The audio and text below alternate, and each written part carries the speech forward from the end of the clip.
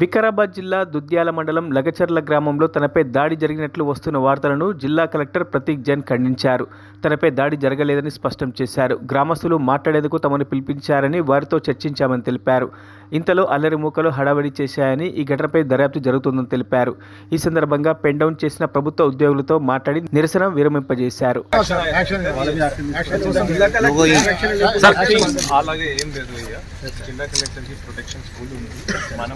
రైతులు పిలిస్తే వారి దగ్గర పోయాము, మాట్లాడడానికి పోయాము. వారు కూడా మాట్లాడుతున్నారు. సడన్ గా ఎవరు వచ్చి దుబ్బడం స్టార్ట్ చేస్తున్నారు.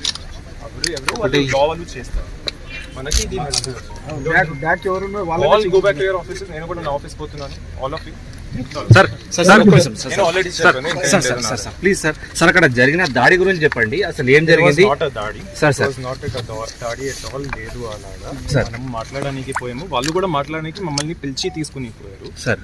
ఆ తర్వాత పోయినప్పుడు అక్కడ ఏదో some fellows were there. They started conspiring. Sir. They are all tribals. Sir. So, చూసి అలాగా అవుతుంది. But they were all farmers, our farmers, our people. అలాగా దాడి వాడి వర్డ్ మీరు వాడకండి. మరిన్ని అప్డేట్స్ కోసం మా ఛానల్ని సబ్స్క్రైబ్ చేయండి.